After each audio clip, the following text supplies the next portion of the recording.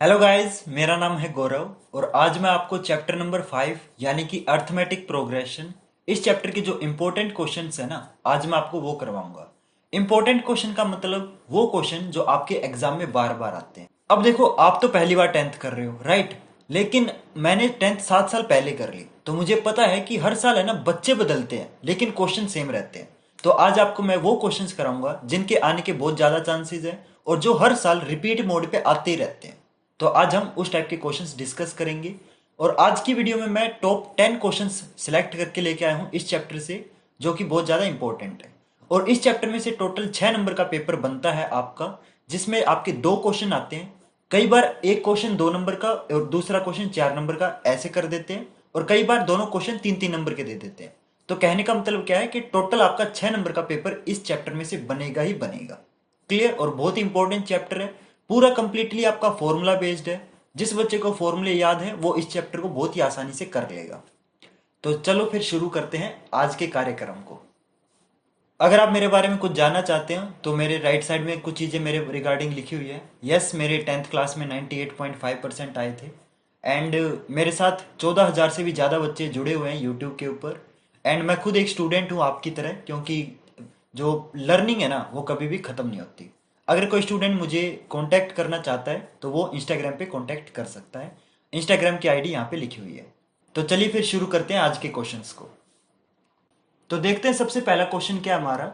Which term of the AP, ये एक हमें एपी दे रखी है और इस एपी में हमें बताना है कि जो ये -81 है ना, ये इस एपी में कौन से नंबर पे आती है। देखो, मैं आपको एक ट्रिक बताता हूँ।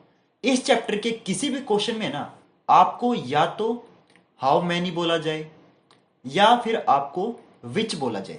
तो समझ जाना, आपको ना क्या निकालना है, एन की वैल्यू निकालनी। तो अब देखो, इस क्वेश्चन में विच बोला गया है, तो आप समझ गए ना कि इसके अंदर आपको एन की वैल्यू निकालनी है। या तो हाउ मैनी मिले या फिर विच मिले, तो समझ जाना आपको एन की वैल्यू निकालनी है। क्लियर? तो आपको इस एपी में बताना है कि जो ये -81 है, ये आपका इस एपी में कौन से नंबर पे आता है। तो जब नंबर निकालना हो ना, तो समझ जाना आपको एन निकालना है। तो इस क्वेश्चन में देखो, दो चीजें पूछी गई है। एक तो ये -81 वाली चीज हो गई, एक और चीज बोली गई है, also is any term zero. क्या इस एपी के अंदर कोई टर्म जीरो आएगी या नहीं, वो भी हमें चेक करना है। अगर आएगी तो उसका रीजन देना है कि क्यों आई है। अगर नहीं आएगी तो वो भी रीजन देना है कि क्यों नहीं आई है। क्लियर? तो स्टार्ट करते हैं। तो बेसिक आइडिया तो आपको लग ही गया होगा कि एक्चुअली इस क्वेश्चन में करना क्या है। तो सबसे पहले हम -81 को चेक करेंगे कि ये -81 इस एपी में कहां पे आती है। तो सबसे पहले हम इस एपी को लिख लेंगे। एपी है मेरी 21, 18, 15। तो सबसे पहले हम दो चीजें निकालते हैं, एक ए और एक डी। ए वो होता है जो इस एपी की पहली टर्म होती है, तो जो सबसे पहले मैंने लिखा वो ए होता है। तो सबसे पहले मैंने 21 लिखा है, तो हमारा जो ए है वो आपका 21 हो जाएगा, सिंपल। अब दूसरा आता है कॉमन डिफरेंस। अब आप एक चीज नोटिस करोगे कि इस एपी में ना हर टर्म कम होती जा रही है। पहले 21 था, फिर 18 हो गया, 18 से 15 हो गया, तो हर बार 3 माइनस हो रहा है, करेक्ट? तो 15 के बाद 12 हो जाएगा, 12 के बाद 9, ऐसे ऐसे चलता जाएगा। तो आप एक चीज कॉमन पैटर्न नोटिस करोगे कि हर बार -3 हो रहा है। तो जो आपका कॉमन डिफरेंस है वो आपका -3 हो जाएगा। ऐसे भी हो सकता था कि 3 ऐड होता। अगर 3 बढ़ता ना, तो हम +3 लिखते, लेकिन यहाँ पे 3 घट रहा है, कम हो रहा है, तो हम -3 लिखेंगे। क्लियर? तो हमने ए और डी की वैल्यू निकाल ली। इसके बाद अब क्या करना है, तो ये दो चीजें ना बेसिक होती है, ये तो आपको निकालनी ही पड़ेगी। अब देखो, हमें -81 चेक करना है। तो जो चीज चेक करनी होती है उसको हमेशा ए एन बोलते हैं। तो हमारा ए एन हो जाएगा -81।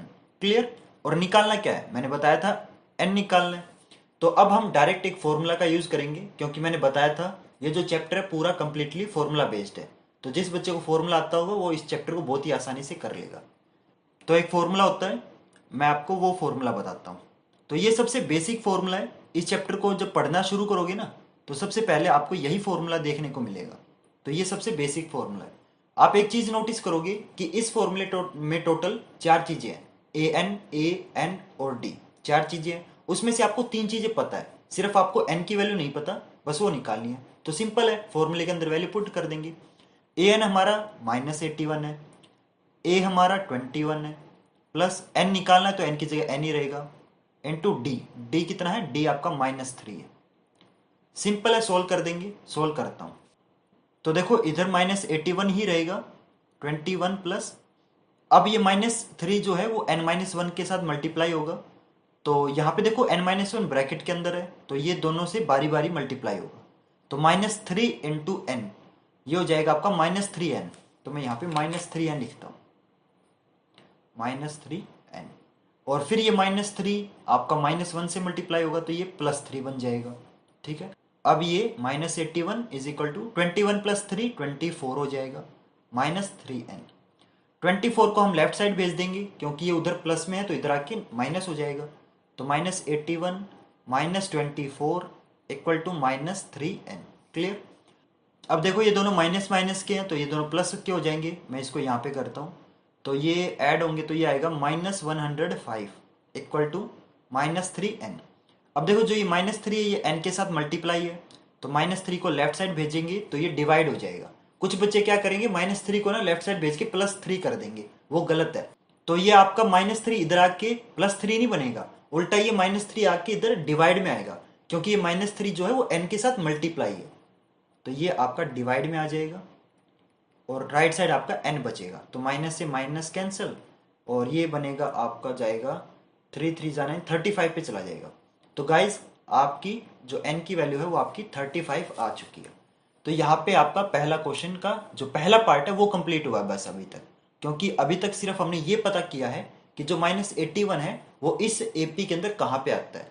तो ये 35वें नंबर पे आता है, यानी कि अगर इस एपी को मैं आगे बढ़ाता जाऊंगा ना, आगे तक लिखता जाऊंगा, तो 35वें नंबर पे ये जो -81 है वो आएगा। तो ये हमारा पहला पार्ट पूरा हुआ है। इसके अंदर देखो एक और चीज बोली गई है, also is any term zero. तो आपको चेक भी करना है कि क्या इस एपी के अंदर कोई टर्म जीरो आएगी या नहीं आएगी। अब देखो मैं आपको वैसे तो बता देता हूं आएगी। क्यों आएगी, देखो 15 के बाद 12 आएगा, 12 के बाद 9, 9 के बाद 6, 6 के बाद 3, 3 के बाद 0। तो देखो 0 आ रहा है ना। लेकिन हम ऐसे सिंपल लिख के नहीं बता सकते, हमें ना इसको प्रूव भी करना है। तो प्रूव कैसे करेंगे मैं आपको बताता हूं। तो ये जो अनवांटेड चीजें हैं मैं आपकी इरेज कर देता हूं। तो देखो पहले पार्ट में हमने -81 को चेक किया था कि ये इस एपी के अंदर कहां पे आता है, लेकिन इस बार देखो हम 0 को चेक कर रहे हैं, यानी कि -81 की जगह हमारा 0 आ जाएगा, सिंपल। तो जिस टर्म को हम चेक करते हैं ना वो हमेशा हमारी an होती है। अब हम 0 को चेक कर रहे हैं, पहले हमने -81 को चेक किया था, इसलिए अब की बार हमारा जो an है वो आपका 0 आ जाएगा। क्लियर। बाकी सारी चीजें सेम रहेगी, और इस बार भी देखो हमें n ही निकालना है। क्लियर। लेकिन अब मैं आपको एक और बताता हूं, अब हमें यह निकालना है कि ये 0 इसके अंदर आता है या नहीं आता। पहले हम ये निकाल रहे थे कि जो -81 है वो कहां पे आता है, तब हम कंफर्म थे। क्लियर। तब हमें पता था कि इस एपी के अंदर -81 आएगा, ये नहीं पता कहां आएगा, लेकिन इतना पता था कि आएगा ही आएगा। लेकिन इस बार हम कंफर्म ही नहीं है कि 0 आएगा या नहीं आएगा। तो जब हम कंफर्म नहीं होते ना, तब क्या करते हैं, तब सिर्फ हम n की वैल्यू निकालते हैं और बस ये चेक करते हैं कि n आपका पॉइंट में आ रहा है या सिंपल आ रहा है। अगर n पॉइंटों में आए ना, जैसे मान लो 9.7 आ जाए, 9.8 आ जाए, अगर n की वैल्यू आपकी पॉइंटों में आ रही है तो समझ जाना वो जो टर्म है वो उस एपी के अंदर नहीं आती। देखो मैं आपको करके दिखाता हूं। सेम वही फॉर्मूला लगाएंगे, that a n is equal to a plus n-1d। Value put करेंगे, ए एन की जगह 0, ए हमारा 21 प्लस n-1। तो एक काम करता हूं मैं इसको ना फटाफट जल्दी जल्दी सोल्व कर लेता हूं, क्योंकि अब बेसिक आइडिया तो आपको लग ही गया होगा। तो -3 इंटू ये ब्रैकेट से मल्टीप्लाई होगा, तो यहां पे आएगा आपका -3n and +3, 0 equal to 24 -3n। 24 को लेफ्ट साइड भेजेंगे तो -24 इज इक्वल टू -3n। -3 देखो डिवाइड में आ जाएगा जैसे हमने पहले किया था, तो इसको मैं यहाँ पे सोल्व करता हूँ। तो -24 divided by -3 is equal to n। Minus से माइनस कैंसिल, और ये आपका कट हो गया 8 पे। तो देखो मेरी n की वैल्यू जो है वो 8 आ गई, यानी कि n की वैल्यू मेरी पॉइंटों में नहीं आई है ना। और वो तो आनी नहीं थी, क्योंकि मैं आपको पहले ही बता चुका हूँ कि इस एपी के अंदर ये 8वें नंबर पे 0 आता ही आता है, हमने अभी चेक किया था, राइट। देखो मैं आपको फिर से करके दिखाता हूँ। 15 के बाद 12, 12 के बाद 9, 9 के बाद 6, 6 के बाद 3, 3 के बाद 0। तो आप गिन सकते हो, 3 ये हो गए, 3 ये हो गए, तो ये 8वें नंबर पे 0 आ रहा है आपका। क्लियर। तो अगर मान लो एन की वैल्यू हमारी पॉइंटों में आती है, फॉर एग्जाम्पल मान लो 8.2 आता, तो एन की वैल्यू अगर पॉइंटों में आए ना तो समझ जाना वो टर्म उस एपी के अंदर नहीं आती। लेकिन हमारी तो होल नंबर आई है, कोई पॉइंटों में वैल्यू आई नहीं है, इसका मतलब है कि ये जीरो इस टर्म के अंदर, इस सॉरी टर्म के अंदर नहीं, इस एपी के अंदर आता है। कहां पे आता है? 8वें नंबर पे आता है। तो हम लिख सकते हैं yes, zero is in this AP. ठीक है, आप लास्ट में ये लिख दोगे कि जो जीरो है वो इस एपी के अंदर आता है। तो गाइज यहाँ पे आपका पहला क्वेश्चन कंप्लीट होता है, और ये बहुत ही इंपॉर्टेंट क्वेश्चन है जो एग्जाम में आपका 3 मार्क्स में आता ही आता है। तो इसको अच्छे से प्रैक्टिस कर लेना, और होप करता हूँ आपको ये समझ भी आया होगा। अब चलते हैं हम नेक्स्ट क्वेश्चन पे, जो कि हमारा क्वेश्चन नंबर 2 है। अब देखो इस क्वेश्चन में हमें क्या बोला गया है, check whether -150 is a term of this AP. तो बिल्कुल पहले क्वेश्चन की तरह है। हमने पिछले क्वेश्चन में जीरो को चेक किया था कि क्या वो इस एपी के अंदर आता है या नहीं। इस बार हम -150 को चेक करेंगे। तो सिंपल है, सबसे पहले हम एक काम करते हैं, एपी लिख लेते हैं, 11, 8, 5, 2 एंड सो ऑन। क्लियर, ये हमने एपी लिख ली। तो सबसे पहले हम ए और डी निकालेंगे, ये हमारा सबसे पहला स्टेप होता है। ए हमारी पहली टर्म होती है जो कि 11 है, डी हमारा कॉमन डिफरेंस होता है। तो देखो इसमें भी आपका 3 हर बार सब्ट्रैक्ट हो रहा है, तो डी आपका -3 हो जाएगा। क्लियर। इस बार हम -150 को चेक कर रहे हैं, तो इस बार हम जो ए एन है वो हमारा -150 हो जाएगा। तो जिस टर्म को चेक किया जाता है वो टर्म हमारी ए एन होती है। तो चेक करना है, तो हम चेक करने का मतलब क्या होता है कि हमें ये चेक करना है कि जो एन की वैल्यू है वो पॉइंटों में आ रही है या नहीं। अगर एन की वैल्यू पॉइंटों में आती है तो ये -150 इस टर्म में, इस एपी के अंदर नहीं आएगा।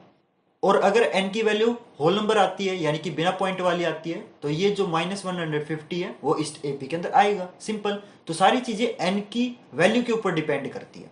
तो और वैल्यू कब पता चलेगी? जब हम फॉर्मूला लगाएंगे। तो फॉर्मूला लगा के हम फिर से एन की वैल्यू निकालते हैं, और देखो वही फॉर्मूला लगेगा। तो ये पूरे चैप्टर का सबसे बेसिक फॉर्मूला है। तो मैं फटाफट इसको सोल्व कर देता हूं। बाकी आप है ना वीडियो को रोक के अपनी भी प्रैक्टिस कर सकते हो, ऐसा नहीं है कि सारे मैं ही सोल्व करूंगा, आपको भी तो प्रैक्टिस करनी है ना, क्योंकि आपको पता है बिना प्रैक्टिस के मैथमेटिक्स आ ही नहीं सकता, है ना। तो अच्छे से आप भी प्रैक्टिस करना। आप भी वीडियो को पॉज करके चेक कर सकते हो कि क्या जो मैंने किया है और जो आप करोगे क्या हमारा दोनों का मैच करता है कि नहीं। तो आप भी ऐसे ऐसे प्रैक्टिस कर सकते हो। सीखने के बहुत सारे ऑप्शंस होते हैं, वो डिपेंड करता है आप सीखना चाहते हो कि नहीं। ये इधर आके माइनस हो जाएगा, ओके। तो ये ऐड हो जाएंगे, तो इसको ये -164 इज इक्वल टू -3n। -3 देखो n के साथ मल्टीप्लाई तो डिवाइड में आ जाएगा, तो माइनस से माइनस कैंसिल।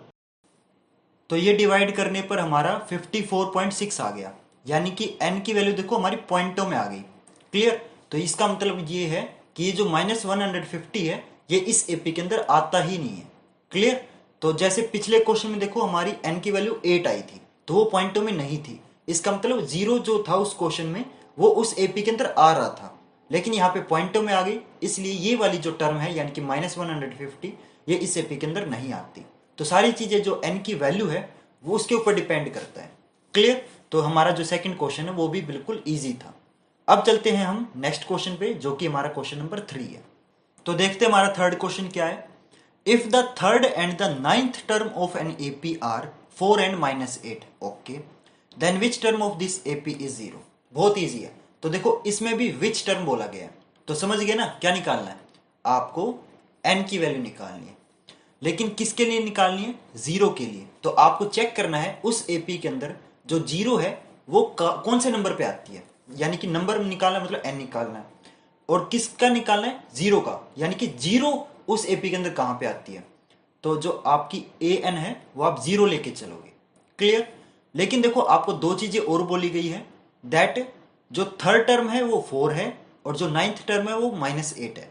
अब मुझे ये कैसे पता चला कि थर्ड टर्म जो है वो 4 लेनी है या -8? देखो जो थर्ड है वो पहले लिखा हुआ है और 4 भी देखो पहले लिखा हुआ है, तो आपको इस ऐसे सोचना है, ठीक है। और नाइन्थ देखो बाद में लिखा हुआ है और -8 भी बाद में लिखा हुआ है, तो ऐसे मैच करना है। क्लियर। तो थर्ड टर्म, तो जब भी एपी वाले चैप्टर के अंदर किसी टर्म को लिखा जाता है ना, तो कैसे लिखते हैं, जैसे थर्ड टर्म लिखनी है तो मेरी A3 लिखूंगा। क्या लिखूंगा? A3। तो A3 कितनी है मेरी? 4 है। तो A3 का मतलब होता है कि ये तीसरी टर्म है। उसी तरीके से नाइन्थ टर्म के लिए मैं क्या लिखूंगा? A9। तो A9 कितना है मेरा? -8। तो ये दो चीजें मुझे दे रखी है और AN मेरे को 0 दे रखा है और मुझे N की वैल्यू निकालनी है। लेकिन देखो, अब कुछ बच्चे बोलेंगे कि सर ये तो बिल्कुल पिछले क्वेश्चन की तरह है, लेकिन पिछले क्वेश्चन की तरह नहीं है। पिछले क्वेश्चन में देखो हमें A और D की वैल्यू पता थी। यहाँ पे देखो हमें ना A की वैल्यू पता है ना D की वैल्यू पता है। हाँ, ये कह सकता हूं कि अगर A और D की वैल्यू पता चल जाए फिर ये बिल्कुल पिछले क्वेश्चन की तरह हो जाएगा, फिर हम इसको बहुत आसानी से कर सकते हैं। लेकिन A और D की वैल्यू निकालना ही तो महाभारत है, वो मैं आपको बताता हूँ कैसे निकालेंगे। इस क्वेश्चन में देखो ये थर्ड और नाइन्थ टर्म जो दे रखी है ना, आपको इनका यूज करके सबसे पहले A और D निकालना है। अगर A और D आ गया फिर तो हम डायरेक्ट फॉर्मूला लगा के AN वाला जो फॉर्मूला था वो लगा के हम इस क्वेश्चन में N की वैल्यू निकाल सकते हैं। अब मैं आपको बताता हूं, कभी भी A3 लिखा हो या A9 ऐसे टर्म लिखी हो ना, तो कैसे उसको ट्रांसफॉर्म करते हैं। A3 को हमेशा हम A+2D से रिप्रेजेंट करते हैं। क्लियर? उसी तरीके से जो A9 है उसको हम A+8D से रिप्रेजेंट करेंगे। यानी कि जोन से नंबर वाली टर्म है ना, उसमें से एक माइनस कर दो। अगर मैं ये बोलूं कि 10वीं टर्म है तो आप A+9D लिखोगे, यानी कि 10 में से एक सब्ट्रैक्ट करके 9D कर देना। बाकी A+ जो D है वो तो कॉमन रहेगा। क्लियर?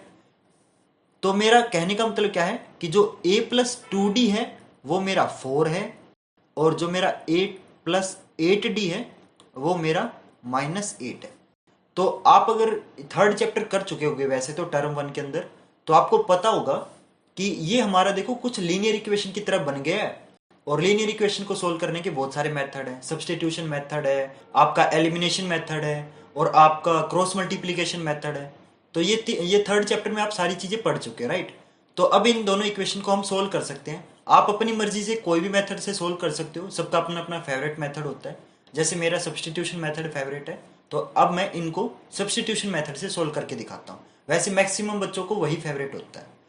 तो ये हमारी पहली इक्वेशन हो जाएगी, ये मेरी दूसरी इक्वेशन हो जाएगी। क्या करेंगे? हमेशा बड़ी इक्वेशन में से छोटी इक्वेशन को सब्ट्रैक्ट कर देंगे। देखो सेकंड इक्वेशन जो है वो मेरी बड़ी है, तो मैं सेकंड इक्वेशन में से ना फर्स्ट इक्वेशन को सब्ट्रैक्ट कर देता हूं। तो मैं यहां पे लिखूंगा subtracting equation 1 from equation 2। Clear? तो मैं यहां पे आपको सब्ट्रैक्ट करके दिखाता हूं। अब जो हमारी बड़ी इक्वेशन है यानी कि जो सेकंड इक्वेशन है वो हम ऊपर लिखेंगे, A+8D इज इक्वल टू -8। और जो हमारी छोटी इक्वेशन है वो नीचे आ जाएगी 4। सब्ट्रैक्ट कर देंगे तो A में से देखो A सब्ट्रैक्ट हो जाएगा, 8D में से 2D को सब्ट्रैक्ट करेंगे तो 6D बचेगा। और -8 में से देखो ये जो नीचे 4 है ना, आपको पता है जब भी कोई चीज़ में से हम सब्ट्रैक्ट करते हैं तो नीचे वालों के साइन चेंज हो जाते हैं। तो ये 4 पहले प्लस का था तो ये -4 हो जाएगा। तो अब ये दोनों ऐड हो जाएंगे तो ये -12 आ जाएगा। ठीक है? और जो 6 है वो आपका D के साथ मल्टीप्लाई है, तो D को अगर हम राइट साइड भेजेंगे तो उधर जाके डिवाइड हो जाएगा। तो -12/6, तो D आ गया आपका 2। तो D की वैल्यू आ गई। और मैंने आपको क्या बोला था, A और D इन दोनों की वैल्यू पता होनी चाहिए, लेकिन अभी सिर्फ हमारी D की वैल्यू आई है। अब इस D की वैल्यू का यूज करके हम A की वैल्यू निकालेंगे। अब ये जो D की वैल्यू है ना, यानी कि जो 2 वैल्यू है, वो आप या तो पहली इक्वेशन के अंदर पुट करो या दूसरी इक्वेशन के अंदर पुट करो, आपकी मर्जी है। किसी भी इक्वेशन के अंदर पुट करो, आंसर सेम आएगा। तो जो सबसे सिंपल इक्वेशन है यानी कि जो मेरी पहली इक्वेशन है, हम उसके अंदर इस D की वैल्यू को पुट करते हैं। तो मेरी पहली इक्वेशन है A+2D इज इक्वल टू 4। ठीक है? A+2 इंटू D कितना है? 2 है, is equal to 4। A+4 is equal to 4। 4 उधर जाके सब्ट्रैक्ट हो जाएगा, तो 4 में से 4 सब्ट्रैक्ट कर देंगे तो A आ गया हमारा 0। तो देखो A और D की वैल्यू अब आ चुकी है, तो ये अब आपका नॉर्मल क्वेश्चन की तरह बन चुका है। ठीक है? यानी कि जो हमने पहले और दूसरे क्वेश्चन किए थे ना, बिल्कुल उन्हीं की तरह बन गया है ये। तो अब इसका हम सॉल्यूशन बहुत ही आसानी से कर सकते हैं। तो मैं अब देखो आगे करके दिखाता हूँ आगे कैसे करेंगे। तो मेरे A की वैल्यू कितनी आई है? A मेरा 0 है एंड D मेरा 2 है। और AN मेरा 0 है एंड मुझे n की वैल्यू निकालनी है। तो बिल्कुल वही क्वेश्चन बन गया। अब हम सिंपल an वाला फॉर्मूला लगाएंगे और वैल्यू पुट कर देंगे। तो मैं फटाफट कर देता हूँ इसको। a की जगह 0 n-1 इंटू डी हमारा 2 है। 0 इक्वल टू 0 प्लस 2, देखो ब्रैकेट के साथ मल्टीप्लाई होगा 2n-2, तो 0 इक्वल टू, तो ये 2n-2, -2 लेफ्ट साइड जाएगा, 0 में जाके 2 ऐड हो जाएगा तो ये 2 बन जाएगा, इक्वल टू 2n, डिवाइड में आएगा तो n आ गया आपका 2/2, कट गया, n आ गया आपका 1। क्लियर। तो ये जो 0 है ये इस एपी के अंदर पहले नंबर पे आता है, और वो तो हमें वैसे ही पता ही चल गया था क्योंकि जो हमारी पहली टर्म थी वो 0 ही थी। बाकी आप करके भी दिखा सकते हो, वो ज़्यादा बेटर रहेगा। तो गाइज यहाँ पे हमारा ये जो थर्ड क्वेश्चन है वो कंप्लीट होता है। थोड़ा सा अलग क्वेश्चन था, एक स्टेप एक्स्ट्रा हो गया था, क्योंकि अभी तक हम क्वेश्चन डायरेक्ट करते आ रहे थे, है ना, कि फॉर्मूला लगाओ, वैल्यू पुट करो, आंसर आ गया था। लेकिन इसमें क्या है, एक स्टेप एक्स्ट्रा हो गया। अब आपको ए और डी की वैल्यू निकालनी भी सीखनी पड़ेगी। तो ए और डी की वैल्यू निकालने के लिए हमें दो चीजें दे रखी है, third term and ninth term दे रखी है। ये दो टर्म दे रखी है, इनका यूज करके हमने ए और डी निकाला और फिर डायरेक्ट हमने वैल्यू निकाल दी। क्लियर। तो इस तरीके से गाइज हमारा थर्ड क्वेश्चन पूरा होता है। अब चलते हैं हम नेक्स्ट क्वेश्चन पे, जो कि हमारा क्वेश्चन नंबर 4 है। तो देखो फोर्थ क्वेश्चन में क्या बोला गया है, the first term of an AP is 5। तो पहली टर्म हमें 5 दे रखी है, तो जो जो चीज बोली गई है ना पहले तो वो कर लेंगे। तो फर्स्ट टर्म को हमेशा हम ए से रिप्रेजेंट करते हैं, तो ए मेरा 5 हो गया। And the last term is 45, और लास्ट टर्म को हमेशा हम एल से रिप्रेजेंट करते हैं, तो एल हमारा 45 हो गया। And the some is 400। इस पूरी एपी का यानी कि पहली टर्म से लेके आखिरी टर्म तक जितनी भी टर्म है ना, सभी टर्म को अगर मैं ऐड कर दूं तो उनका जो सम है वो 400 आता है। तो टोटल सम को हमेशा हम एस एन से रिप्रेजेंट करते हैं। तो ये कितना दे रखा है, 400। क्लियर। हमें निकालना क्या है, find the number of terms and the common difference. Number of terms, number निकालना यानी कि आपको एक तो एन निकालना है, and the common difference, common difference यानी कि आपको डी निकालना है। ये दो चीजें निकालनी है। बहुत इजी क्वेश्चन है, देखो कैसे करेंगे। आपको ना लास्ट टर्म दे रखी है, और लास्ट टर्म जब भी दे रखी होती है ना, तो सबसे पहली एक ही चीज याद रखना, लास्ट टर्म का सिर्फ एक ही फॉर्मूला होता है, और वो फॉर्मूला आपको दिमाग में फटाफट आ ही जाना चाहिए, क्योंकि जब भी लास्ट टर्म सुनो ना उसका फॉर्मूला ही एक है। तो सिंपल सी बात है, एक ही फॉर्मूला वही यूज होगा, है ना। तो वो फॉर्मूला मैं लिख के दिखा देता हूँ। S n is equal to n/2 into a plus l. ये फॉर्मूला है, बस इतना छोटा सा फॉर्मूला है। तो ये फॉर्मूला तो याद नहीं कर सकते, तुम कर सकते हो ना। फॉर्मूले में वैल्यू पुट करो, कैलकुलेट करो, आंसर आ जाएगा। देखो एस एन हमारा 400 है, n/2, n तो मुझे निकालना है तो n की जगह n ही रहेगा, बाय में 2, इंटू ए प्लस एल। ए मेरा 5 है, एल मेरा 45 है, पुट कर दिया। 400 is equal to n/2, 45 plus 5 कितना हो जाएगा, 50। तो 2 से 50 कैंसिल, 25 पे।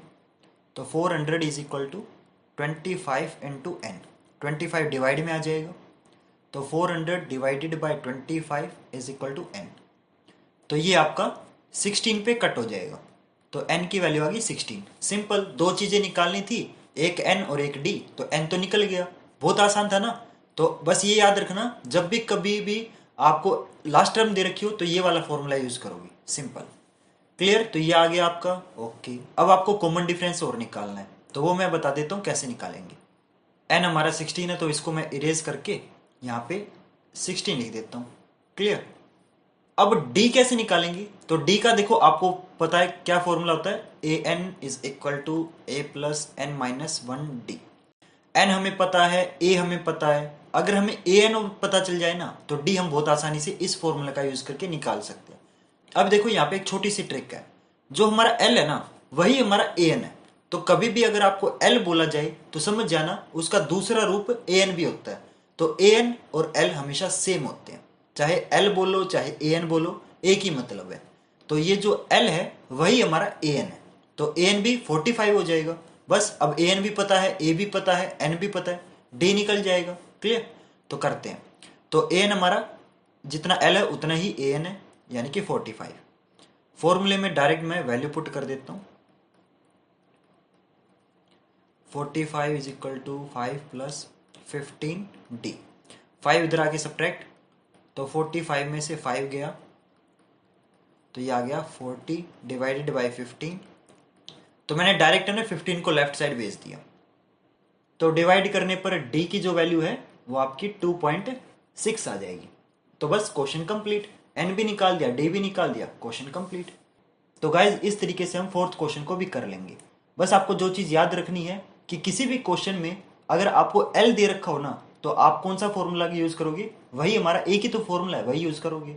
और दूसरी चीज़ हमें सीखने को क्या मिलती है इस क्वेश्चन से, कि जो हमारा एल होता है वही हमारा ए एन होता है। ये दो चीज़ें आपको इस क्वेश्चन से सीखने को मिलती है। इन चीज़ों को याद रखना, तभी इस क्वेश्चन को आप एग्जाम में बहुत आसानी से कर पाओगे। अब चलते हैं नेक्स्ट क्वेश्चन पे, जो कि हमारा क्वेश्चन नंबर 5 है। अब देखते हैं हमें फिफ्थ क्वेश्चन में क्या बोला गया है। Ramkali saved 5 in the first week of a year. ठीक है, तो एक रामकली नाम की एक लड़की है जो कि हर हफ्ते ना 5-5 रुपए बचाती है। और फिर उसने क्या किया, and then increased her weekly saving by 1.75 rupees. Okay, पहले हफ्ते उसने 5 रुपए बचाए, और हर हफ्ते ना वो अपनी जो सेविंग्स है उसको इंक्रीज कर रही है। कितना इंक्रीज कर रही है, 1.75 से इंक्रीज कर रही है। अब देखो मैं समझाता हूँ। पहले हफ्ते तो उसने 5 रुपए बचाए है ना, दूसरे हफ्ते उसने 1.75 इंक्रीज कर दिए। तो 5 तो पहले वाले हैं ही, अब 5 के अंदर आप 1.75 ऐड कर दोगे, यानी कि ये 6.75 बन गया। तो दूसरे हफ्ते उसने इतने रुपए बचाए, तीसरे हफ्ते फिर से वो 1.75 इंक्रीज कर देगी। दूसरे हफ्ते उसने इतने बचाए, तो पिछले हफ्ते से 1.75 इंक्रीज करना है। तो पिछले हफ्ते 6.75 था, इसके अंदर 1.75 और ऐड कर दो, तो ये बनेगा आपका 8.5। अब नेक्स्ट हफ्ते के लिए क्या करेंगे, पिछले हफ्ते में फिर से 1.75 इंक्रीज कर दो, तो 8.5 के अंदर मैं 1.75 ऐड करता हूं, तो ये बनेगा 10.25। और ऐसे ही वो हर हफ्ते 1.75 इंक्रीज करती चली जाएगी। तो एक ऐसा हफ्ता आएगा कि उसकी जो सेविंग है ना वो 20.75 बन जाएगी। सिंपल सी बात है, वो बढ़ती जाएगी तो कभी ना कभी जाके उसका 20.75 तो होगा ही, है ना, सिंपल सी बात है। तो अब आपको बताना है कि कौन से हफ्ते में जाके उसका 20.75 हो रहा है, यानी कि आपको एन निकालना है। वैसे डायरेक्टली ही बोला गया है कि आपको एन निकालना है, तो सिंपल है, आपको एन निकालना है। आपको ए पता है, ए आपका 5 है, और हर बार देखो 1.75 इंक्रीज हो रहा है, तो जो आपका कॉमन डिफरेंस है वो 1.75 है। सिंपल। तो आपको ए पता है, आपको डी पता है, आपको एन निकालना है। बस आपको अगर ए एन और पता चल जाए तो सिंपल सी बात है, हम डायरेक्ट फॉर्मूला लगा के कर लेंगे। अब देखो हमारा ए एन कहां से आएगा, मैं बताता हूं आपको ना। देखो क्वेश्चन में एक और चीज दे रखी है, लास्ट टर्म, और लास्ट टर्म को हमेशा हम एल से रिप्रेजेंट करते हैं। और मैंने पिछले क्वेश्चन में आपको बताया था कि जो हमारी लास्ट टर्म होती है वही आपका ए एन होता है। तो आपका जो ए एन है वो भी हमारा 20.75 हो जाएगा। अब देखो मेरी सारी चीज पता है, हमें ए पता है, हमें डी पता है, हमें ए एन पता है, तो डायरेक्ट हम ए एन वाला फॉर्मूला लगा के एन की वैल्यू निकाल सकते हैं। तो मैं ये वाला फॉर्मूला लगा के एन की वैल्यू बहुत ही आसानी से निकाल सकता हूं। तो गाइज आप इस फॉर्मूला का यूज करके बहुत ही आसानी से एन की वैल्यू निकाल सकते हैं। तो मैं आपका टाइम ज्यादा वेस्ट नहीं करूंगा, मैं आपको डायरेक्ट एन की वैल्यू बता देता हूं कि एन की जो वैल्यू है ना, सोल्व करने पर 10 आएगी। तो आप है ना चाहो तो सोल्व करके देख सकते हो, और चेक करके मेरे को बताना कि क्या आपकी भी एन की वैल्यू 10 आ रही है या नहीं, कमेंट करके जरूर बताना।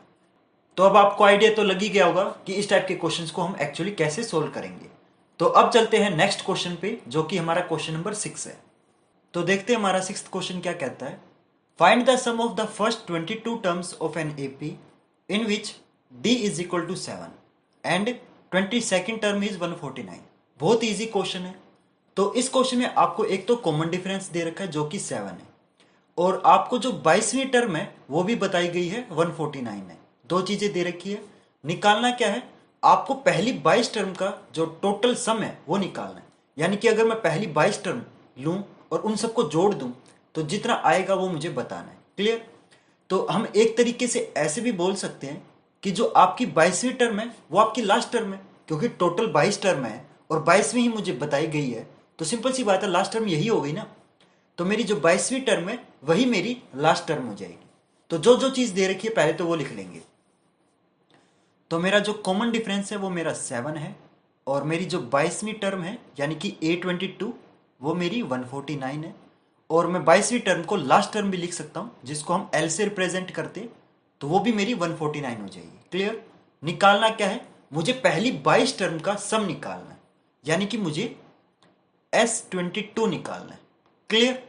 तो S22 मुझे निकालना है। तो मेरा जो कॉमन डिफरेंस है वो मेरा 7 है, और मेरी जो 22वीं टर्म है यानी कि A22 वो मेरी 149 है, और जो मेरी 22वीं टर्म है वही मेरी लास्ट टर्म है। तो मेरा जो L है वो भी मेरा 149 हो जाएगा, क्योंकि L फॉर लास्ट टर्म। और मुझे निकालना क्या है, मुझे 22 टर्म का सम निकालना है, यानी कि मुझे S22 निकालना है। क्लियर? S22 क्यों लिखा, क्योंकि मैं 22 टर्म का सम निकाल रहा हूं। अगर मैं 100 टर्म का सम निकालता तो मैं S100 लिखता। क्लियर? तो S के साथ आपको वो नंबर लिखना है जितनी टर्म्स का आप टोटल कर रहे हो। क्लियर? आई ये चीज समझ? अब देखो इस क्वेश्चन में आपको सम निकालना है, तो हम डायरेक्टली सम वाला फॉर्मूला लगा के बहुत ही आसानी से सम निकाल सकते हैं। तो सम वाला फॉर्मूला क्या होता है, S is equal to n/2 into a plus l. ये आपका सम का फॉर्मूला होता है। ठीक है, तो हम ये फॉर्मूला लगा देंगे। तो हम 22 टर्म का सम निकाल रहे हैं, यानी कि S22 is equal to n/2। अब देखो n क्या होता है, जितनी टर्म्स का आप सम कर रहे हो ना वो n होता है। तो हम यहाँ पे 22 टर्म का सम कर रहे हैं, तो n की जगह आपका 22 लिखेंगे, तो 22 बाय में 2। ठीक है, into a plus l. a मुझे नहीं पता, a क्या होता है फर्स्ट टर्म, वो मुझे नहीं पता, लेकिन मुझे लास्ट टर्म पता है जो कि 149 है। तो कहने का मतलब क्या है कि अगर मुझे a की वैल्यू पता चल जाए तो मैं इस फॉर्मूले के अंदर वैल्यू पुट करके बहुत ही आसानी से इस क्वेश्चन को कर सकता हूं। राइट? लेकिन अब ये a कैसे पता चलेगा, अब आपको देखो कॉमन डिफरेंस दे रखा है, आपको 22वीं टर्म दे रखी है, तो इनका भी तो कहीं ना कहीं हमें यूज करना पड़ेगा ना। इस कॉमन डिफरेंस का कहीं यूज तो करेंगे, क्योंकि ये तभी तो दिया गया है। अगर इसका कोई यूज ही नहीं होता तो क्वेश्चन में क्यों देते। तो अब मैं आपको बताता हूं कि हम a की वैल्यू कैसे निकालेंगे। अब देखो आपको कॉमन डिफरेंस दे रखा है ना, और अभी तक हमने कहीं कॉमन डिफरेंस का यूज ही नहीं किया। तो सिंपल सी बात है, ये दे रखा है मतलब कहीं ना कहीं यूज होगा, तो ये हमारा a की वैल्यू निकालने में यूज होगा। अब देखो मैं आपको बताता हूं a की वैल्यू हम कैसे निकालेंगे। आपको A22 भी तो दे रखा है। अब A22 को मैं क्या लिख सकता हूं, that A22 is equal to a plus 21d। A22 को हम ऐसे लिख सकते हैं, बिल्कुल लिख सकते हैं। A22 मेरा 149 है, इज इक्वल टू a आपको निकालना है तो a की जगह a लिखेंगे, प्लस 21d, 21 इंटू डी आपका 7 है। 149 is equal to a plus 21 into 7, ये 147 हो जाएगा। 147 देखो लेफ्ट साइड जाके माइनस हो जाएगा, तो 149 minus 147 is equal to a। तो ये माइनस होगा तो ये a की वैल्यू हमारी 2 आ चुकी है। क्लियर? तो देखो हमने a की वैल्यू निकाल ली बहुत ही आसानी से। और मैंने क्या बताया था, अगर हमें a की वैल्यू पता चल जाए तो हम इस a की वैल्यू यहाँ पे पुट करके क्वेश्चन को सोल्व कर सकते हैं। तो आगे की चीजें तो आप कर ही लोगे मेरे ख्याल से, है ना, या मैं करके दिखाऊं? चलो मैं एक काम करता हूँ, आपको करके दिखा देता हूँ। तो इसमें हम a की वैल्यू पुट करेंगे, तो मेरा S22 किसके इक्वल हो जाएगा, 22/2 है, तो ये आपका कैंसिल होके 11 आएगा, into a plus l. a देखो मेरा 2 है, अभी हमने निकाला value, plus 149। S22 is equal to 11 into 149 plus 2 हो जाएगा 151।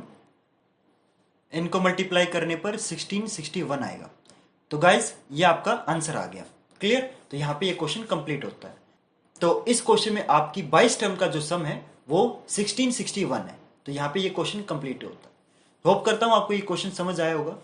अब चलते हैं नेक्स्ट क्वेश्चन पे, जो कि आपका क्वेश्चन नंबर 7 है। तो अब करते हैं हमारा क्वेश्चन नंबर 7। तो देखते हैं क्वेश्चन नंबर 7 में हमें क्या बोला गया है। विच टर्म ऑफ द एपी, इसमें हमें एक एपी दे रखी है, will be 132 more than it's 54th term. बहुत इजी क्वेश्चन है। तो एक्चुअली हमें इस क्वेश्चन में एक एपी पूछी गई है, और वो एपी जो है उसके साथ एक कंडीशन है। कंडीशन क्या है कि वो जो एपी है ना वो 54th टर्म से 132 ज्यादा है। पहले तो हमें ये पता करना होगा कि जो आपकी 54th टर्म है वो कितनी है। मान के चलो आपकी 54th टर्म 1000 है, 1000 है, तो 54th टर्म जितनी भी आएगी, फॉर एग्जाम्पल हमारी 1000 है, उसके अंदर आपको 132 ऐड करना है। तो 1000 के अंदर अगर हम 132 ऐड करेंगे तो ये 1132 बन जाएगा। करेक्ट? तो सबसे पहले हमें क्या करना है, 54th टर्म पता करनी है, उसके अंदर 132 ऐड करना है, उसके बाद बाकी का क्वेश्चन करेंगे। तो सबसे पहले हम यही चीज करते हैं। तो क्वेश्चन को सोल्व करता हूं मैं। तो हम 54th टर्म निकालेंगे, यानी कि A54 जो है वो हमें निकालना है, करेक्ट। तो A54 यानी कि 54th टर्म को मैं क्या लिख सकता हूं, A प्लस 53D, ये लिख सकता हूं। अब इस AP में देखो, जो आपका A है वो आपकी पहली टर्म होती है, यानी कि 3 आपका A है, और जो आपका कॉमन डिफरेंस है वो आपको दिख रहा है 12 है। तो ये बेसिक चीजें मैं पहले लिख लेता हूं। A आपका 3 है एंड जो कॉमन डिफरेंस है वो आपका 12 है। तो यहां पे वैल्यू पुट करेंगे। A54 is equal to 3 plus 53 into d, d आपका 12 है, correct. A54 is equal to, तो इनको मल्टीप्लाई करते तो ये 336 आएगा, और A54 आपका बनता है 639। तो 639 जो है वो आपकी 54th टर्म है। अब हमें इस 54th टर्म के अंदर 132 ऐड करना है, क्योंकि यहां पे लिखा हुआ है मोर देन। अगर लेस देन होता तो आप सब्ट्रैक्ट करते, लेकिन यहां पे मोर देन है तो आप 54th टर्म के अंदर ऐड करोगे। तो यहां पे लिखेंगे न्यू टर्म, जो आपकी नई टर्म है वो आपकी 639 के अंदर 132 ऐड करते ही आ जाएगी। तो ऐड करने से ये 771 बन गया। अब देखो क्वेश्चन में आपको विच टर्म बोला है, और मैंने इस वीडियो के स्टार्टिंग में ही आपको एक चीज बताई थी कि किसी भी क्वेश्चन में या तो हाउ मैनी बोला जाए या विच टर्म बोला जाए, तो आप क्या निकालोगे, तो आपको उस क्वेश्चन में एन की वैल्यू निकालनी होती है, करेक्ट। तो इस क्वेश्चन में भी हमें एन की वैल्यू निकालनी है। तो एन की वैल्यू निकालने के लिए हमें किसी ना किसी चीज को ए एन लेट करना होता है, राइट। तो जिसका हमें एन निकालना है उस टर्म को हम ए एन लेट करेंगे। तो हमें इस टर्म का एन निकालना है, जिसका हमें एन निकालना होता है हम उसको हमेशा ए एन लेट करते हैं। तो इसका हमें एन निकालना है, तो ये हमारा ए एन हो जाएगा, करेक्ट। तो बस ए एन वाला फॉर्मूला लगा देंगे, एन की वैल्यू आ जाएगी। देखो मैं करके दिखाता हूं। तो हमारा ए एन जो है वो आपका 771 है, क्योंकि जिसका हमें एन निकालना होता है उसको हम ए एन मानते हैं। तो इसका हमें एन निकालना है तो इसको हम ए एन मान लेंगे। ए एन का फॉर्मूला होता है a n is equal to a plus n minus 1 d. A n हमारा 771 हो गया, ए आपका 3 है और एन निकालना है तो एन की जगह एन रहेगा, इंटू डी, डी आपका 12 है, करेक्ट। तो हमने फॉर्मूले के अंदर वैल्यू पुट कर दी, बाकी का हम सोल्व करेंगे। 771 इक्वल टू 3 प्लस ये जो 12 है ये आपका ब्रैकेट के साथ मल्टीप्लाई है, तो 12 इंटू एन, तो ये आपका 12 एन हो गया, माइनस 12 कैलकुलेट करेंगे तो ये 771 हो जाएगा। 3 माइनस 12, तो ये आपका देखो ये 12 एन तो मैं वैसे का वैसे लिख देता हूँ, और 3 में से 12 गया तो ये यहाँ पे -9 आएगा। -9 को हम लेफ्ट साइड भेजेंगे तो उधर आके ये प्लस हो जाएगा। 771 के अंदर अगर 9 को ऐड करेंगे तो ये 780 आएगा, equal to 12n। 12 left side जाके डिवाइड हो जाएगा, तो 780 को हम 12 से डिवाइड करेंगे तो आपके n की वैल्यू आ जाएगी।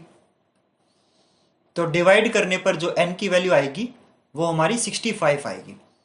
तो आपकी इस एपी के अंदर जो 65वीं टर्म है वो आपकी 54th टर्म से 132 ज्यादा है। तो गाइज यहाँ पे आपका क्वेश्चन कंप्लीट होता है। होप करता हूं आपको ये सॉल्यूशन समझ आया होगा। बस ये चीज याद रखना, जिस क्वेश्चन में विच टर्म या हाउ मेनी टर्म्स पूछा जाए तो समझ जाना उसके अंदर आपको एन की वैल्यू निकालनी है। क्लियर। तो हमें यहां से ये तो पता चल गया कि एन की वैल्यू निकालनी है, लेकिन आपको वो टर्म निकालनी है जो कि आपकी 54th टर्म से 132 ज्यादा है। तो सबसे पहले आप 54th टर्म निकालोगे, उसके अंदर 132 ऐड करोगे, उसके बाद आप एन की वैल्यू निकालोगे। और आपको पता है जिसकी हमें एन की वैल्यू निकालनी होती है उसको हमेशा ए एन मानते हैं। तो 771 की हमें एन की वैल्यू निकालनी है, इसलिए इसको मैं ए एन मान लूंगा। फॉर्मूला अप्लाई करेंगे, कैलकुलेट करेंगे, आंसर आ जाएगा। Clear guys. यहाँ पे आपका 7th क्वेश्चन कंप्लीट होता है। अब चलते हैं हम नेक्स्ट क्वेश्चन पे, जो कि आपका क्वेश्चन नंबर 8 है। अब देखते हैं हमें क्वेश्चन नंबर 8 में क्या बोला गया है। How many terms of the AP, इसमें हमें एक एपी दे रखी है, must be taken so that their sum is 78। Okay, देखो ये क्वेश्चन भी आपका हाउ मेनी से स्टार्ट हो रहा है, तो समझ गए ना। इसके अंदर हमें एन की वैल्यू निकालनी है, सिंपल। इसमें एक एपी दे रखा है, तो एपी से हम थोड़ी सी बेसिक चीजें निकाल लेंगे। जो हमारी पहली टर्म है वो आपकी 24 हो जाएगी। जो कॉमन डिफरेंस है वो आपका -3 होगा। -3 क्यों लिखा, क्योंकि हर बार जो 3 है वो आपका सब्ट्रैक्ट हो रहा है। 24 के अंदर 3 सब्ट्रैक्ट करेंगे तो 21, 21 के अंदर 3 सब्ट्रैक्ट करेंगे तो 18। इस तरीके से 3 आपका सब्ट्रैक्ट होता जाएगा। तो आपका जो कॉमन डिफरेंस है वो आपका -3 है। करेक्ट। आपको सम दे रखा है 78, तो सम आपका 78 है। तो इस क्वेश्चन में एक्चुअली आपको बताना है कि इस एपी की मैं कितनी टर्म्स लूं कि इनका सम टोटल 78 आ जाए। क्लियर। तो हाउ मेनी है यानी कि एन की वैल्यू निकालनी है। लेकिन देखो यहाँ पे सम दे रखा है और आपको पता है सम के दो फॉर्मूले होते हैं। करेक्ट। एक आपका लास्ट टर्म वाला फॉर्मूला होता है, एक आपका नॉर्मल फॉर्मूला होता है। राइट। लेकिन देखो इस क्वेश्चन में इस एपी की लास्ट टर्म नहीं दे रखी, तो मैं यहाँ पे लास्ट टर्म वाला फॉर्मूला यूज नहीं करूंगा, यहाँ पे मैं नॉर्मल वाला फॉर्मूला यूज करूंगा। और आपका नॉर्मल वाला फॉर्मूला क्या है, that S n is equal to n by two into 2a plus n minus 1 d. ये आपका नॉर्मल वाला फॉर्मूला है। करेक्ट। तो ये यूज कर लेंगे, सिंपल है। तो देखो मुझे सम कितना दे रखा है 78, तो एस एन में 78 पुट कर दूंगा। एन बाय टू, एन तो मुझे निकालना है तो एन की जगह तो एन रहेगा, इंटू 2a, 2 इंटू ए हमारा 24 है। फॉर्मूले में जस्ट वैल्यूज पुट करनी है, n minus 1 into d, d आपका कितना है, डी -3 है। कैलकुलेट करता हूं फिर सिंपल इसको यहां पे, तो 78 is equal to n by two, 2 into 24 होता है आपका 48, और यहां पे देखो -3 आपका इस n से मल्टीप्लाई होगा तो ये -3n आ जाएगा। फिर ये -3 आपका -1 से मल्टीप्लाई होगा तो ये आपका +3 आ जाएगा। Correct. 78 is equal to n by two, 48 plus 3 51 होता है, -3n। सिंपल। जो जो चीजें देखो बेसिक कैलकुलेशन यूज हो रही है, ज्यादा कुछ कॉम्प्लिकेटेड यूज ही नहीं हो रहा, सिंपल कैलकुलेशन यूज हो रही है। ये जो 2 है देखो यहाँ पे राइट साइड डिवाइड में है, इसको लेफ्ट साइड भेजेंगे तो मल्टीप्लाई में चला जाएगा। मल्टीप्लाई करने पर ये आपका 156 हो जाएगा, equal to n into 51 minus 3n। तो ये देखो n आपका ब्रैकेट के साथ मल्टीप्लाई होगा, 156 इक्वल टू n इंटू 51, ये आपका 51n हो जाएगा, -3n स्क्वेयर हो जाएगा। ओके। तो अब देखो ये आपकी एक क्वाड्रेटिक इक्वेशन बन गई है क्योंकि इसमें n स्क्वेयर हो गया है। तो हम एक काम करते हैं, ये सारी चीज़ है ना हम लेफ्ट साइड ले आते हैं। ठीक है। तो साइन सारा चेंज हो जाएगा, तो ये -3n स्क्वेयर इधर आके +3n स्क्वेयर बनेगा, 51 इधर आके -51n बनेगा, और इधर देखो +156 तो है ही पहले से, इक्वल टू 0। तो गाइस देखो अभी आपकी एक क्वाड्रेटिक इक्वेशन बन चुकी है। तो अब इसको हम बहुत ही सिंपल तरीके से सोल्व कर सकते हैं, क्योंकि देखो पिछला चैप्टर था क्वाड्रेटिक फॉर्मूला, राइट। तो वो आप पढ़ चुके हो और आपको पता है क्वाड्रेटिक इक्वेशन को बहुत तरीके से सोल्व किया जा सकता है। या तो आप फैक्टराइजेशन मेथड से करो, कंप्लीटिंग द स्क्वायर मेथड से करो, या आप क्वाड्रेटिक फॉर्मूला से करो, किसी भी मेथड से सोल्व करो, आंसर आपका सेम आएगा।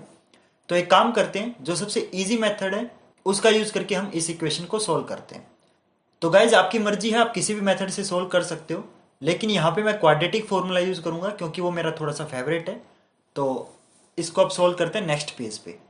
तो ये एक मेरी क्वाड्रेटिक इक्वेशन है, इसमें हम ए बी सी की वैल्यू निकालेंगे। तो एन स्क्वायर के आगे जो चीज़ होती है वो आपका ए होती है, यानी कि 3 आपका ए हो जाएगा। एन के आगे जो चीज़ है वो आपका बी होती है, तो वो आपका -51 हो जाएगा, और जो बच गया वो आपका सी होता है, तो 156 आपका सी हो जाएगा। और इसके अंदर हम क्वाड्रेटिक फॉर्मूला लगाएंगे। क्वाड्रेटिक फॉर्मूला होता है आपका -b plus minus b square -4ac divided by 2a। ये आपका क्वाड्रेटिक फॉर्मूला है, सिंपल है। आपके पास ए बी सी की वैल्यू है, सारी वैल्यूज इसके अंदर हम पुट कर देंगे, कैलकुलेट करेंगे, आंसर आ जाएगा। तो -b है, यानी कि देखो यहाँ पे 51 भी माइनस में है और ये b भी माइनस में है, तो दोनों आपस में मिलके माइनस माइनस प्लस बन जाएगा, plus minus b square. b आपका -51 है तो -51 का स्क्वेयर करेंगे, -4ac, 4 इंटू ए आपका 3 है, इंटू सी आपका 156 है, डिवाइडेड बाय 2a, 2 इंटू 3। तो फॉर्मूले के अंदर मैंने वैल्यू पुट कर दी, अब बस इसको कैलकुलेट करना है। तो मैं इसको जल्दी से कैलकुलेट करता हूँ।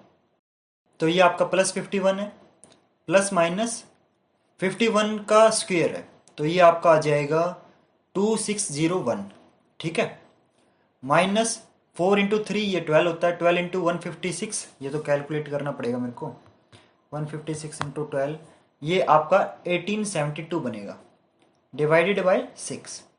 तो 2601 में से आप 1872 को माइनस करोगे, चलो माइनस करते हैं, ये 51 वैसे का वैसे प्लस माइनस, और इनको माइनस करने पर कितना आएगा, तो माइनस करने पर ये आपका 729 आ जाएगा, डिवाइडेड बाय 6। और 729 किसका रूट होता है, ये आपका 27 का रूट होता है, डिवाइडेड बाय 6। एक बार हम प्लस लेंगे, एक बार हम माइनस लेंगे, तो पहले मैं प्लस लेता हूं, ठीक है, और एक बार मैं माइनस ले लेता हूँ, 51 माइनस 27 बाय 6 आएगा, सॉरी यहाँ पे मैं 6 कर देता हूँ। तो 51 प्लस 27 78 होता है, डिवाइडेड बाय 6। माइनस करने पर ये आएगा आपका 24/6। 78 को अगर 6 से डिवाइड करेंगे तो 13 आता है, और 24 को 6 से डिवाइड करेंगे तो 4 आता है, सिंपल। तो गाइस देखो यहाँ पे n की दो वैल्यू आई है, एक वैल्यू आपकी 13 है, दूसरी वैल्यू आपकी 4 है, यानी कि आपको इस एपी के अंदर या तो 13 टर्म्स लेनी पड़ेगी या आपकी 4 टर्म्स लेनी पड़ेगी, ताकि मैं उन सभी को ऐड करूं तो आंसर आपका 78 आए। क्लियर? तो इस टाइप से हमें इस क्वेश्चन को करना था। तो मैंने आपको बता तो दिया ही था कि अगर किसी क्वेश्चन में आपका हाउ मैनी या विच टर्म लिखा हो तो समझ जाना आपको n की वैल्यू निकालनी है। इसके अंदर हाउ मैनी था, इसलिए देखो मैंने n की वैल्यू निकाली, सिंपल। तो इस तरीके से हम इस टाइप के क्वेश्चंस को कर सकते हैं। अब चलते हैं हम नेक्स्ट क्वेश्चन की तरफ, जो कि आपका क्वेश्चन नंबर 9 है। अब देखते हैं हमारा क्वेश्चन नंबर 9 में क्या बोला गया है। The sum of 4th and 8th terms of an AP is 24। जो जो चीज बोली जाएगी वो हम लिखते जाएंगे। तो 4th टर्म और 8th टर्म का जो सम है वो 24 है, यानी कि फोर्थ टर्म को मैं A4 लिखूंगा, 8th टर्म को मैं 8 लिखूंगा, और इन दोनों को ऐड करने पर कितना बोला गया है कि 24 आता है। Okay, and the sum of 6th and 10th term is 44। और अगर मैं 6th और 10th टर्म को ऐड करता हूं तो 44 आता है। तो 6th टर्म को मैं A6 लिखूंगा, 10th टर्म को A10 लिखूंगा, इनको ऐड करने पर 44 आता है। Okay, find the first 3 terms of an AP. तो आपको उस एपी की पहली 3 टर्म निकालनी है, यानी कि आपको A1, A2 एंड A3 ये 3 चीजें आपको बतानी है, करेक्ट। तो जो जो चीज हमें दे रखी है उनका यूज करेंगे। तो देखो यहाँ पे A4 प्लस A8 है, तो A4 को मैं क्या लिख सकता हूँ, A4 को मैं A प्लस 3D लिख सकता हूँ, प्लस A8 को मैं A प्लस 7D लिख सकता हूँ, क्लियर, इक्वल टू 24। तो मैंने थोड़ा सा ऐसे एक्सपेंड कर दिया, A4 को मैंने A प्लस 3D लिख दिया एंड A8 को मैंने A प्लस 7D लिख दिया। उसी तरीके से देखो यहाँ पे A6 है, इसको मैं A प्लस 5D लिखूंगा, और A10 को यहाँ पे मैं A प्लस 9D लिखूंगा, इक्वल टू 44। क्लियर? अब इनको इंडिविजुअली सोल्व करेंगे। A प्लस A ये आपका 2A बनेगा, एंड 3D प्लस 7D ये आपका 10D बनेगा, इक्वल टू 24।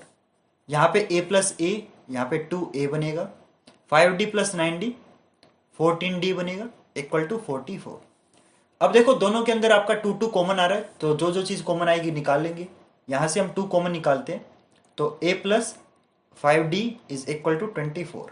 2 जो है देखो ये यहाँ पे मल्टीप्लाई है, उधर जाएगा डिवाइड हो जाएगा, तो A plus 5D equal to 24 को 2 से डिवाइड करूंगा तो ये 12 आएगा।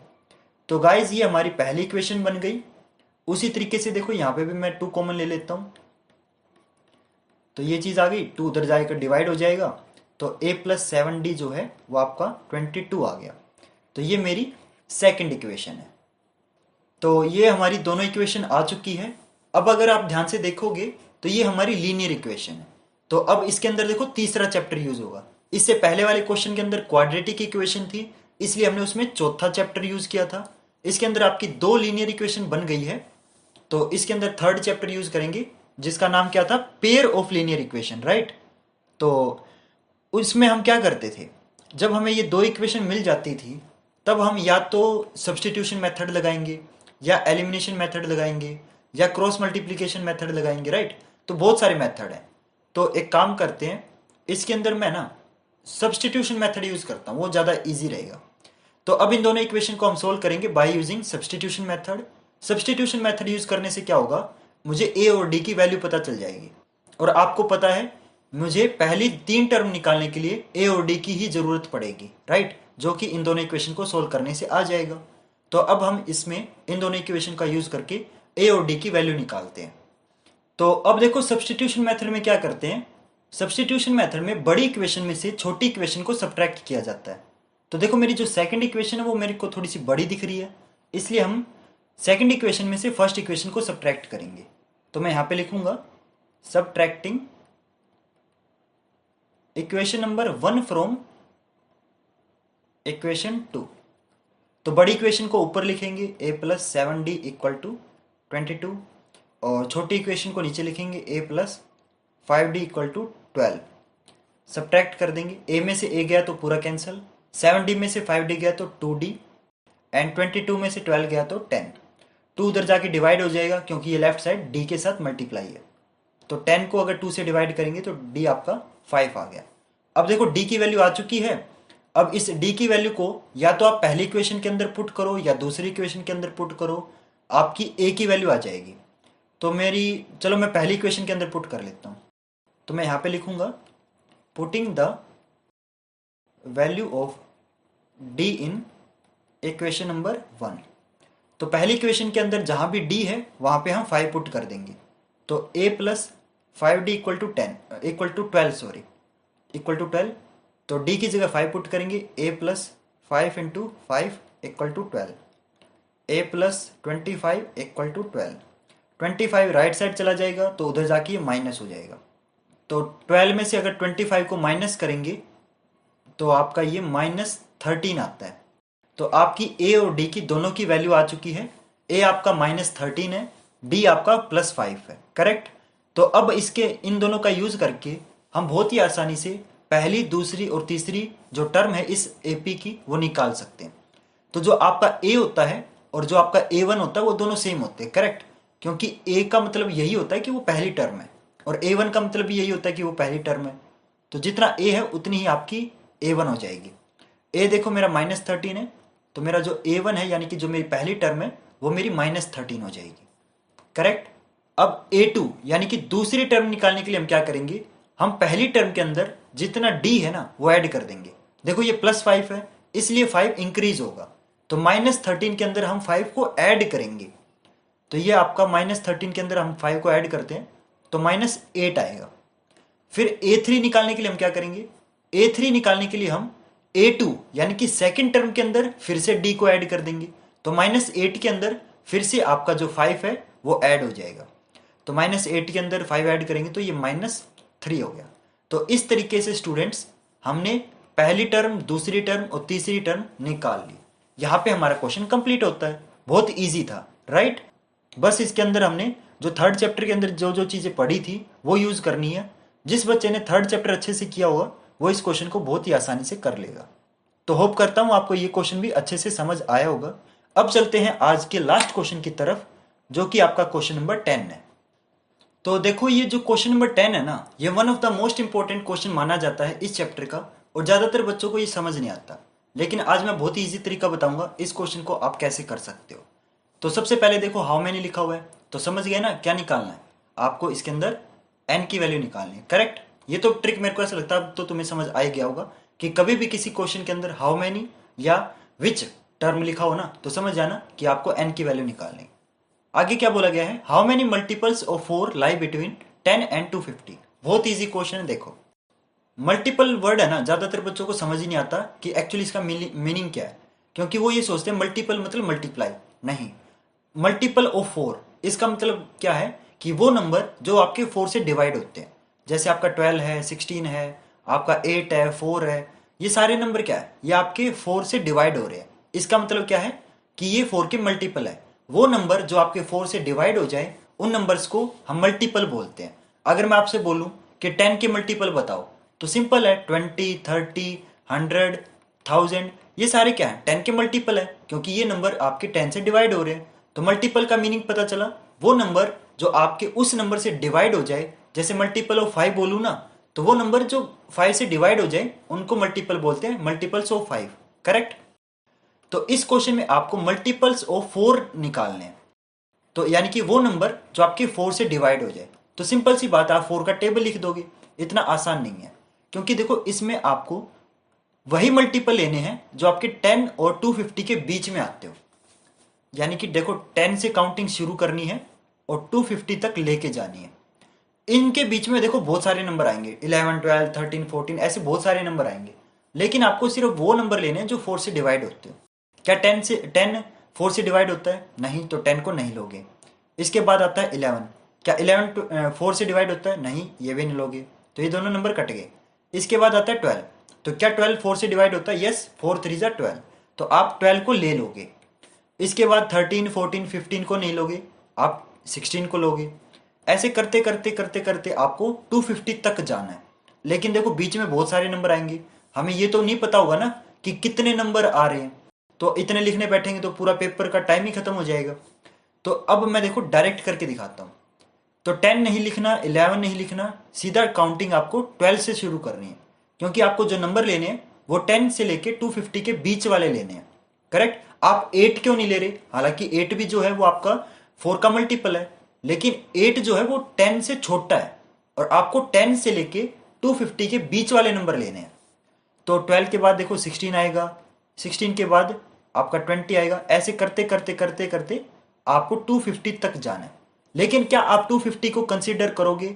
नहीं करोगे, क्योंकि जो 250 है ना वो भी देखो आपका 4 से डिवाइड नहीं होता। करके दिखाऊं मैं? 4 6 जा 24, 10, 4 2 जा 8, 2 0, तो ये पॉइंट लग गया, पॉइंट में आ रहा है, यानी कि ये कंप्लीटली डिवाइड नहीं हो रहा, तो आप 250 को नहीं लोगे। और इससे बड़ा नंबर नहीं लेना, क्योंकि 250 लिमिट है, उससे बड़ा नहीं लेना। तो इसके लेफ्ट साइड चलना है, यानी कि 249। तो 249 भी नहीं डिवाइड होगा, तो ये भी नहीं लेंगे। 248, यस 248 देखो डिवाइड हो जाएगा। तो आपका जो बड़े से बड़ा नंबर है वो आपको 248 लेना है, छोटे से छोटा नंबर आपको 12 लेना है। आइए चीज समझ। ज्यादातर बच्चे यही इसी में कंफ्यूज हो जाते हैं। अब देखो मैं इसको थोड़ा सा सिंपली तरीके से लिखता हूं कि एक्चुअली मैंने नंबर्स कौन कौन से सिलेक्ट किए। तो मैंने पहला नंबर 12 सिलेक्ट किया है, उसके बाद 16, उसके बाद 20, एंड ऐसे करते करते करते करते हम लास्ट में 248 तक पहुंच जाएंगे। आइए चीज समझ आपको। तो गाइज ये आपका आ चुका है। तो ज्यादातर बच्चों को यही दिक्कत आती है, उनको ये पता नहीं चलता कि कौन से नंबर लेने कौन से नहीं लेने। अब देखो ये नंबर आपके 10 और 250 के बीच में भी आते हैं, और ये नंबर आपके 4 के मल्टीपल भी है। करेक्ट।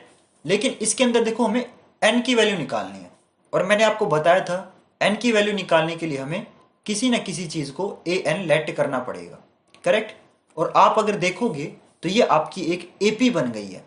12 के बाद 16, 16 के बाद 20, राइट।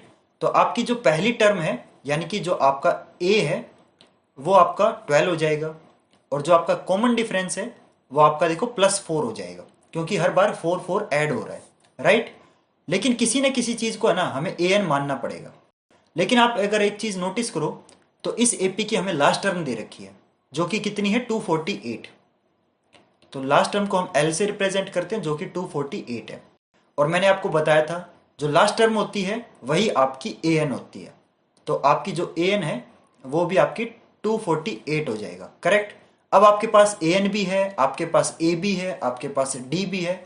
बहुत ही आसानी से आप an वाला फॉर्मूला लगा के इस क्वेश्चन में n की वैल्यू निकाल सकते हो। an आपका 248 है, a प्लस a आपका 12 है, n तो हमें निकालना है तो n की जगह n रहेगा, इंटू d आपका 4 है। कैलकुलेट करते हैं तो 4 आपका इससे मल्टीप्लाई होगा, तो 4n माइनस 4, 248, 12 माइनस 4 8 हो जाएगा, प्लस 4n, 8 लेफ्ट साइड जाके माइनस हो जाएगा। 248 में से 8 को माइनस करेंगे तो 240 हो गया, इक्वल टू 4n। तो ये देखो जो 4 है ये आपका n के साथ मल्टीप्लाई है, इसको लेफ्ट साइड भेजेंगे तो डिवाइड हो जाएगा। तो 240 को अगर मैं 4 से डिवाइड करता हूं तो ये आपका n की जो वैल्यू है वो आपकी 60 आती है।